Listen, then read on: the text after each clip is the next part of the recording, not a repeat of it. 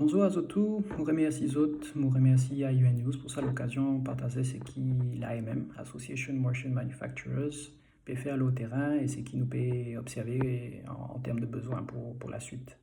Nous finissons de travailler depuis une semaine à des blocs paquets WAP, Workers Access Permits, pour 52 entreprises. Et dans là-dedans, à peu près 11 000 salariés, et dans ces 11 000 salariés, à peu près 30% fin gagnent un permis. Ce qui est difficile maintenant, c'est qu'on va devoir ouvrir les supermarchés mercredi. Et il faut que l'ensemble de la production soit on.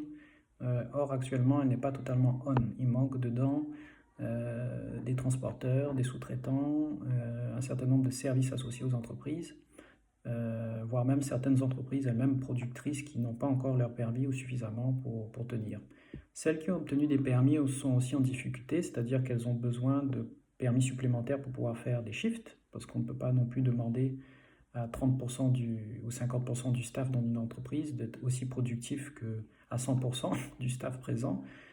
Et surtout, il y a un phénomène d'épuisement. Après quelques jours, sans shift, sans rotation dans les équipes, on voit de l'absentéisme, on voit de la difficulté à être performant et c'est logique. Donc notre appel à MM, c'est de libérer au maximum les permis de travail dans le secteur agroalimentaire et tout ce qui gravite autour, c'est-à-dire packaging, labeling, les transports. C'est aussi les services d'hygiène qui sont là pour améliorer la sécurité sur le site du travail.